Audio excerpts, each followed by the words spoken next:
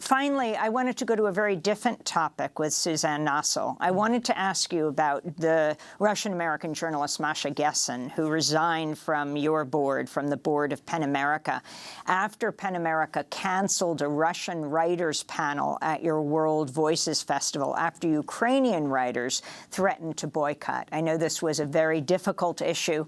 Can you explain the decision?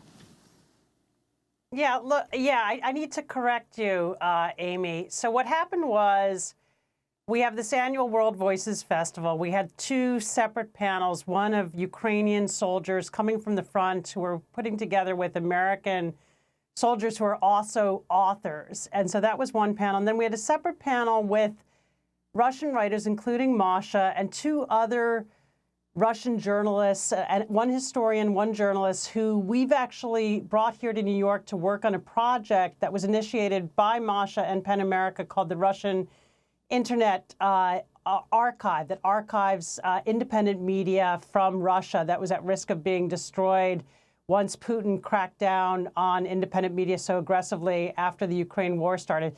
So we had these two separate panels. The Ukrainians had told us they couldn't be on stage in an event with Russians. Once they arrived here after the long trip from Ukraine, they made clear that they were not willing or able to be in an entire festival with Russians, even though it was a separate event, separate venue, that just the very fact that they were in the same festival posed a real problem for them. And it wasn't just an ethical objection, but rather a concern in terms of the visas that they had gotten that enabled them to get permission from the Army to take leave and come here to the U.S. to bring their stories. So then we had a real dilemma about what to do with these two events that we very much wanted to host. And we proposed to both sides, could we go forward but rebrand the event, just call it PEN America instead of PEN World Voices, same venue, same participants, same time of day.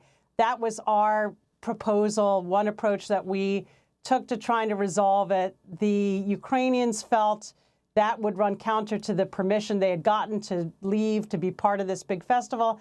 I think the Russians felt, and Masha felt, that it, as they put it in an article in The Atlantic, that it was sort of being at a lesser table, and that felt uncomfortable. And so they actually made the decision to cancel, and they put it, I think, poignantly, saying, look, it's difficult to discuss writing in exile, which is the topic of the panel, under the best of circumstances, and these were not the best of circumstances. So, with regret, we accepted that decision, and that's where things netted out. And, it's unfortunate. Masha was a valued trustee of PEN America for more than 9 years.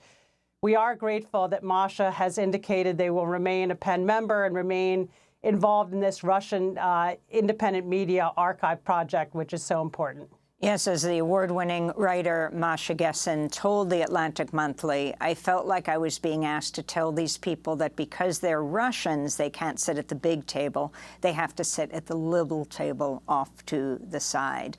Suzanne Nossel, I want to thank you so much for being with us, CEO of PEN America, and Kelly Carter-Jackson, professor, historian, author, professor at Wellesley College.